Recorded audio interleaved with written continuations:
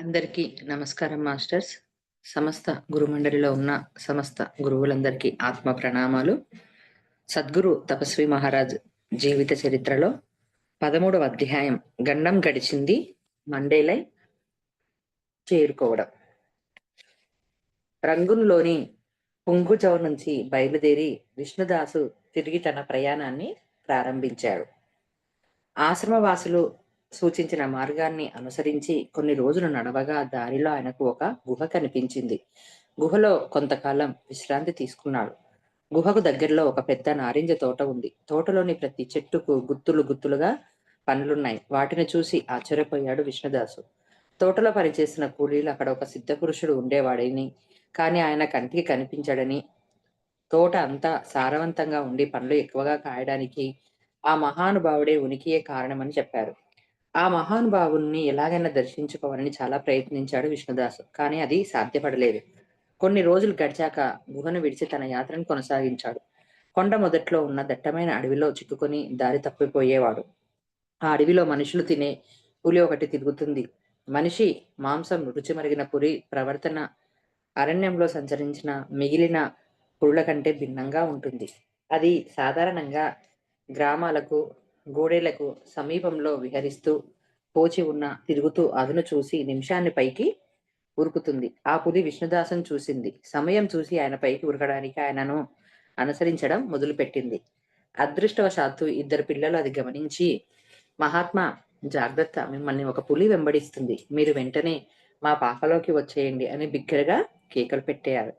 ఆ అన్నా చెల్లెళ్ళ కేకలిని వెంటనే విష్ణుదాసు వారి ప్రాకలో ప్రవేశించాడు. పిల్లలు వెంటనే తలుపులు గడియపెట్టి విష్ణుదాసును కిటికీ దగ్గరికి తీసుకుని వెళ్లి గోడ వారగా బయట ఉన్న పొంచి ఉన్న పులిని చూపించారు. పిల్లలు విల్లబ్బులు తీసుకుని కిటికీలోని పులికి పైకి బాణాలు వదిలారు. వాళ్ళు చేసిన అలజడికి పులి అక్కడి నుండి పరిగెత్తి పారిపోయింది. బాబు, భగవంతుని దయ వల్ల మీకు గండం గడిచింది. సమయానికి మిమ్మల్ని రక్షించగలిగాం. కానీ ఆ పిల్లలు బర్మా భాషలో చెప్పిన మాటలకు యోగి అర్థం చేసుకున్నాడు. పిల్లలకు యోగి గడ్డం జడలు ఓడలు తడుముతూ ఆయనను ఏవేవో అమాయక ప్రశ్నలు అడగడం మొదలుపెట్టారు. ఇంతలో బయటికి వెళ్లిన పిల్లలు తల్లిదండ్రులు ఇంటికి తిరిగి వచ్చి తలుపు తట్టారు. పిల్లలు తలుపు తీసి జరిగిన సంఘటనను తల్లిదండ్రులకు వివరించారు. తమ పిల్లలు ఒక మహాత్ముడైన హిందూ సన్యాసి ప్రాణాలు కాపాడినందుకు ఆ తల్లిదండ్రులు ఎంతో సంతోషించారు. కొంతకాలం తమ ఇంట్లో ఉండమని వారు సన్యాసిని వినయంగా అర్థించారు. వారి భక్తి ప్రవర్తులకు ఆదరణ సన్యాసి దిగ్భ్రమ చెందాడు. వారితో వారం రోజులు గడిపారు. తాను భగవంతుని వలె పూజింపబడడం యోగి జీవితంలో మొట్టమొదటిసారిగా సంభవించిన సంఘటన. సాక్షాత్తు బుద్ధ భగవానుడే సన్యాసి రూపంలో సాక్షాత్కరించి తమకు దర్శనమిచ్చాడని విశ్వసించిన గృహ యజమాని, అతని భార్య, పిల్లలు సన్యాసికి ఒక తిన్నపై కూర్చోమన్నాడు. సన్యాసి తిన్న మీద పద్మాసనం వేసుకొని కూర్చున్నారు. వాళ్ళు ఆయనను పువ్వులతో పూజించి, అగరొత్తులు వెలిగించి, ధూపమిచ్చి, కర్పూరంతో హారతిలిచ్చి, బర్మా భాషలో పాటలు పాడి స్తుతించుతూ మధుర పదార్థాలను నివేదించారు. ఆ అమాయకు ఆదరాభిమానులకు యోగి కృతజ్ఞతలు తెలిపి వాళ్ళను మనసారా ఆశీర్వదించారు. అలా వారం రోజులు గడిచాక వాళ్లకు వీడ్కోలు చెప్పి విష్ణుదాసు అక్కడి నుంచి నిష్క్రమించాడు. విష్ణుదాసు ఒక నది ఒడ్డున చాలా దూరం నడిచి చివరికి ఒక గ్రామం పొలిమేరకు చేరుకున్నాడు. గ్రామంలో నివసిస్తున్న బర్మీలు యోగిని చుట్టుముట్టి దూరంలో ఉన్న ఒక కొండను చూపించి, మహాత్మా, దూరంగా కనిపిస్తున్న ఆ కొండపై ఒక సాధువు నివసిస్తున్నాడు. అతడు పులిగా మారి మనుషులను చంపి తినేస్తాడు అని గోల పెట్టారు. వాళ్ళు చెప్పింది వాస్తవమే. మనుషులకు పీడిస్తున్న ఆ సాధువు అక్కడి నుంచి తరిమి వేస్తానని వాళ్లకు మాట ఇచ్చి ఆ కొండనెక్కాడు. కొండపై ఆయనకు ఒక గుహ కనిపించింది. అందులో వెళ్లి కూర్చున్నాడు. సూర్యాస్తమానికి గుహ చీకటిమయమైంది. భగవంతుణ్ణి ధ్యానిస్తూ కళ్ళు మూసుకొని గృహలో అలాగే కూర్చున్నాడు. అంతలో అకస్మాత్తుగా మిరుముట్లు గొలిపే ఒక కాంతి గుహ అంతటినీ ఆవరించింది. కళ్ళు తెరిచి చూశాడు. గుహలో సన్యాసి ఎదురుగా ఒక దిగంబర సాధువు నిలబడ్డాడు.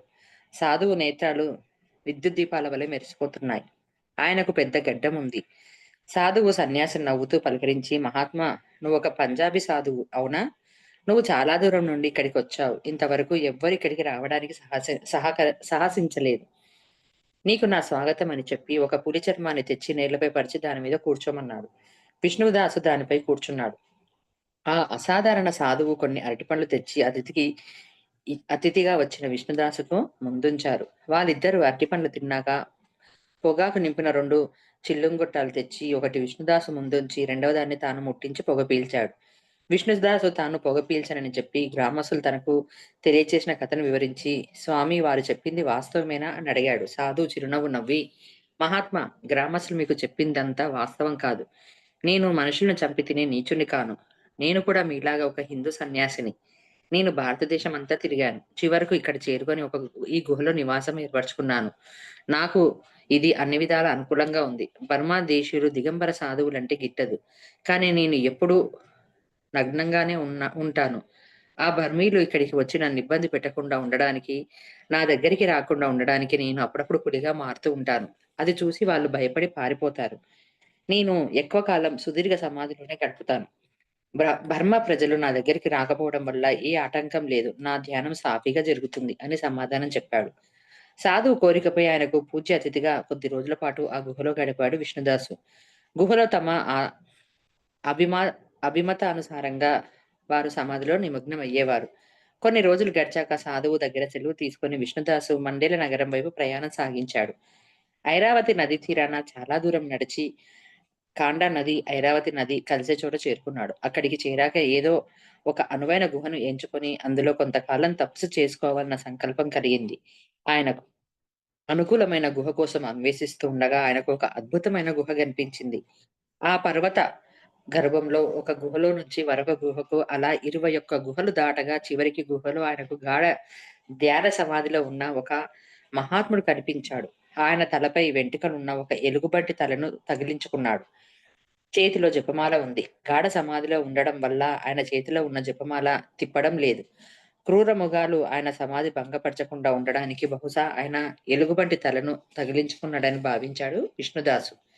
మహాత్ముడు బాహ్య స్థితికి వస్తాడేమోనని కొంతకాలం నిరీక్షించాడు. కానీ ఆయన అంత త్వరగా జాగృత స్థితికి చేరుకునే అవకాశం కనిపించలేదు. కాబట్టి సన్యాసి గుహ నుంచి బయటకు వచ్చి తన ప్రయాణాన్ని కొనసాగించాడు.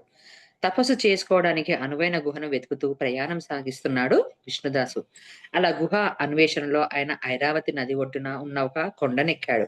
కొండ మీద ఒకదానికొకటి ఆనుకొని ఉన్న 2 కుటీరాలు కనిపించాయి. వాటిలో ఒక కుటీరం ఖాళీగా ఉంది. అందులో ప్రవేశించి తపస్సు చేసుకోవడం మొదలుపెట్టాడు. కొన్ని రోజులు గడిచాయి. అకస్మాత్తుగా ఒకరోజు రెండో కుటీరం నుండి పొరువైన మహాత్ముడు బయటికి రావడం గమనించాడు. ఆ మహాత్ముని సగౌరవంగా హిందీ భాషలో పలకరించాడు.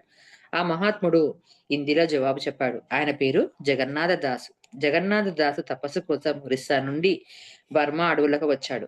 చాలా కాలం నుండి ఆయన అక్కడ తపస్సు చేసుకుంటున్నాడు. అలా యోగులిద్దరూ తపోమిత్రులయ్యారు. జగన్నాథు దాసు విష్ణుదాసుకు దగ్గరలో ఉన్న పరిశుభ్రమైన ఒక కొలను చూపించారు. ఇద్దరు కొలనులో స్నానం చేసి కొండని ఎక్కి ఎవరి కుటీరంలో వారు ధ్యాన నిమగ్నులయ్యారు. ఒకరోజు జగన్నాథ దాసు విష్ణుదాసుకు 2 మాత్రలు చూపించారు. అందులో ఒకదాన్ని బుగ్గన పెట్టుకుంటే పక్షిలాగా దగ్గర దగ్గర ప్రదేశాలకు ఎగరగలడు. విష్ణుదాసు ఆ మాత్రను బుగ్గన ఉంచుకున్నాడు. తన చేతులు రెక్కల వలె ఆడిస్తూ పైకి ఎగిరి కిందికి దిగాడు. రెండవ మాత్ర ఉపయోగించుకునే అవకాశం ఆయనకు కలగలేదు. తాను ఏకధాటిగా 7 సమాధిలో ఉండడానికి అనుకూలమైన గుహ దేన్నైనా చూపించమని సన్యాసి జగన్నాథ దాసును కోరాడు. జగన్నాథ దాసు పక్కన ఉన్న పర్వతంపై గల ఒక గుహను చూపించాడు. అన్ని విధాలా అనుకూలంగా ఉన్న ఆ గుహలో విష్ణుదాసు 7 సంవత్సరాలు తపస్సు చేశాడు.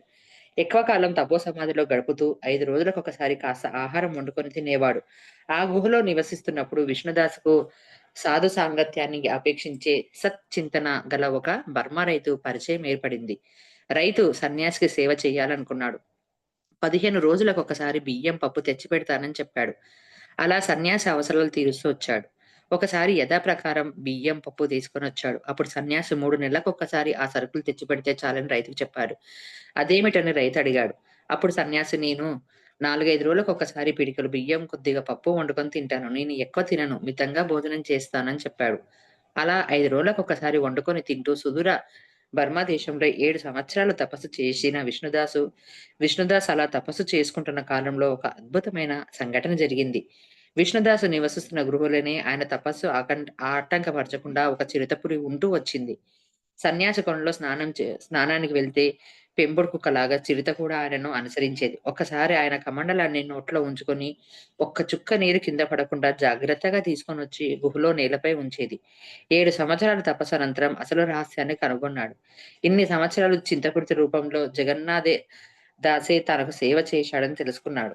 పరశురామ గుండం వెళ్ళాలన్న ఉద్దేశంతో ఆయన గుహను విడిచి తిరిగి ప్రయాణాన్ని ప్రారంభించాడు. అతి కష్టమైన ప్రయాణం చేసి చిట్ట చివరకు మండేల నగరాన్ని చేరుకున్నారు. Okay masters.